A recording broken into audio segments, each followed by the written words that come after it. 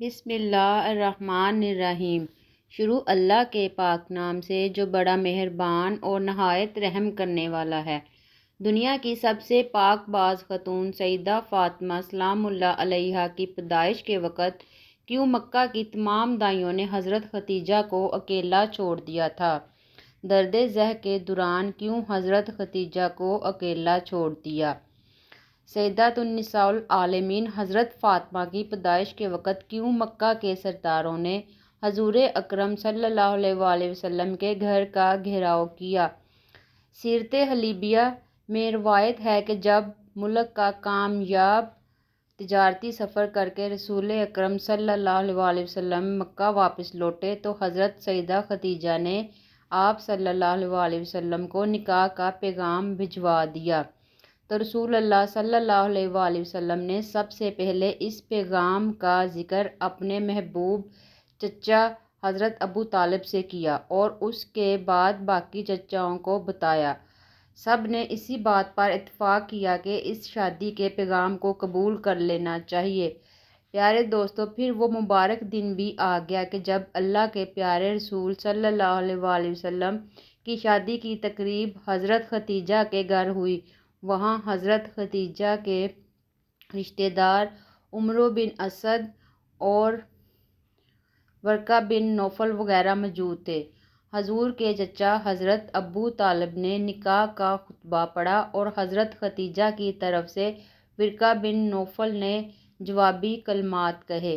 بے شک حضرت ختیجہ مکہ کی بہت با اثر خواتین میں شامل تھی، لیکن اس نکاح کے بعد جب رسول اللہ صلی اللہ علیہ وآلہ وسلم نے تبلیغ حق کا پیغام دینا شروع کیا تو مکہ کی خواتین نے حضرت ختیجہ کا بھی بائیکاٹ کر دیا۔ اور ساری عورتوں نے یوں طعنے دینے لگیں، ختیجہ نے ایک تنگ دست اور یتیم جوان سے شادی کر کے اپنی شخصیت گرا دی ہے۔ اس لیے اس شادی کے واقعے کے بعد مکہ کی سردار اور امیر عورتوں نے حضرت ختیجہ کی طرف آنا کم کر دیا۔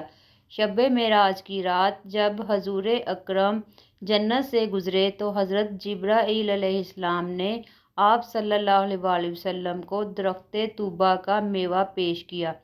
جب پیغمبر زمین پر واپس آئے تو اسی میوے سے حضرت فاطمہ کی ولادت کا عمل شروع ہوا، اگرچہ مکہ کے آخری ایام میں ہوئی، لیکن مفسرین نے لکھا ہے کہ معراج بھی نبی کریم صلی اللہ علیہ وآلہ وسلم کو کئی دفعہ ہوئی، جیسا کہ بہت سی احادیث میں ہمیں یہ ملتا ہے کہ نبی کریم اپنی لاڈلی حضرت فاطمہ کو بہت بوسے دیا کرتے تھے۔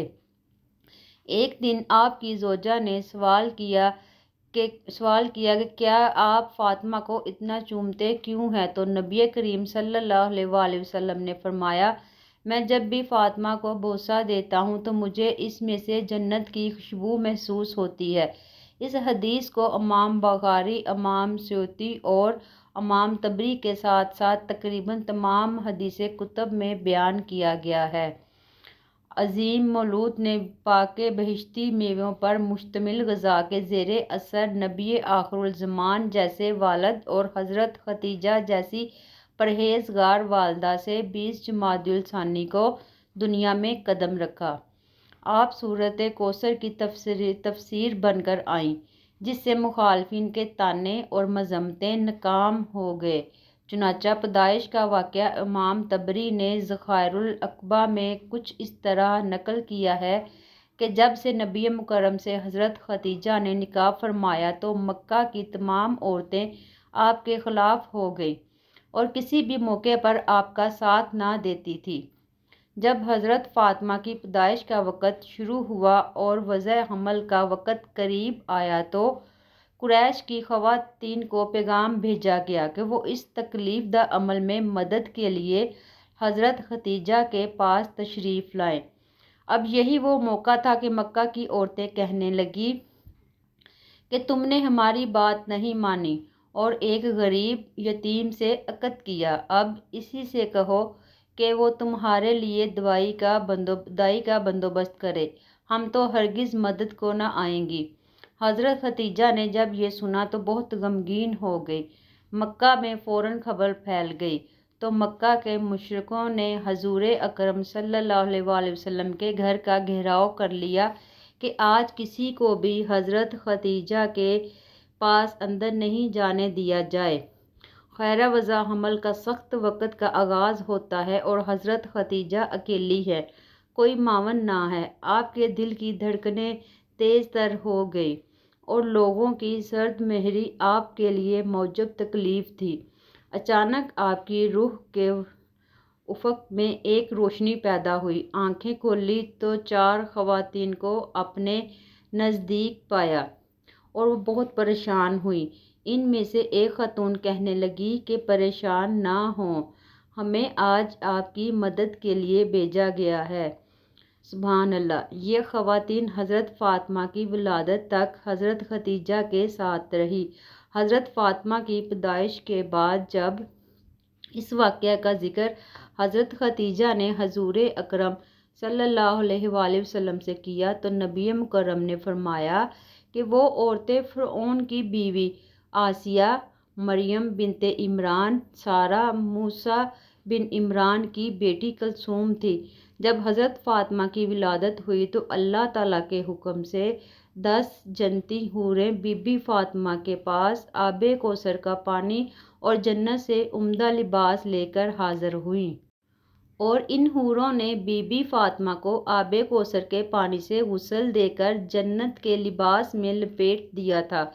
اس وقت اچانک آسمان پر ایسا نور روشن ہوا، ایسا نور فرشتوں نے کبھی بھی نہیں دیکھا تھا۔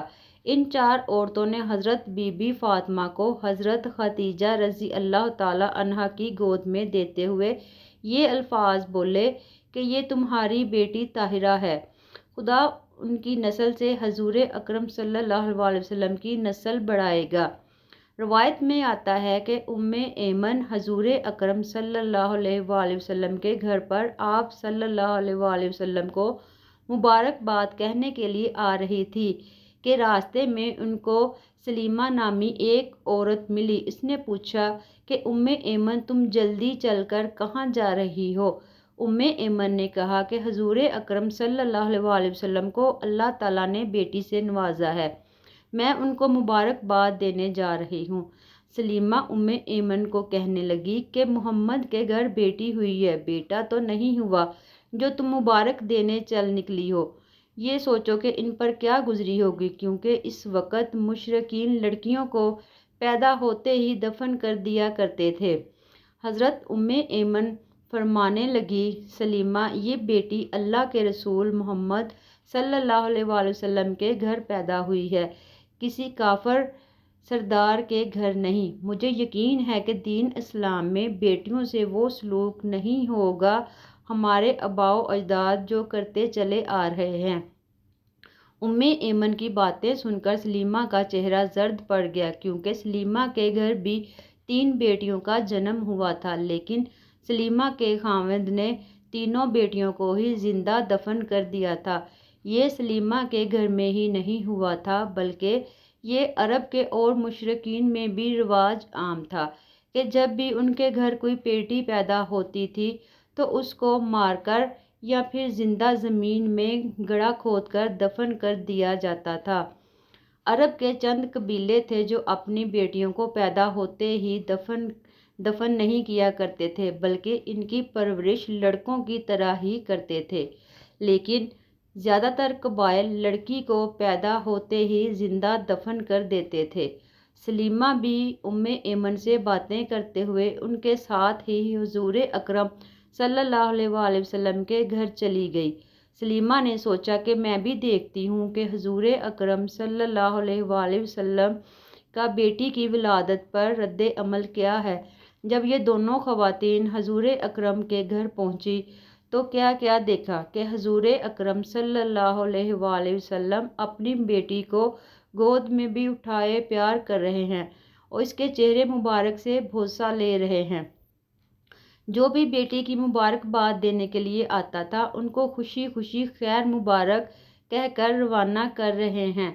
سلیمہ حضور اکرم صلی اللہ علیہ وآلہ وسلم کے قدموں میں بیٹھ کر رونے لگی، یا رسول اللہ صلی اللہ علیہ وآلہ وسلم، آپ کا دین سچا ہے، آپ صلی اللہ علیہ وسلم سچے ہیں، آپ صلی اللہ علیہ وسلم کا خدا سچا ہے، آپ صلی اللہ علیہ وسلم کا گھرانہ سچا ہے۔ تو جی میرے پیاری بہنوں اور بھائیوں، آپ کو آج کی ویڈیو سن کر کیسا لگا؟ اگر آپ لوگوں کو میری ویڈیو اچھی لگی ہوگی تو آپ لوگ ویڈیو کو لائک کریں اور میرے چینل کو سبسکرائب کر لیں۔ اللہ حافظ۔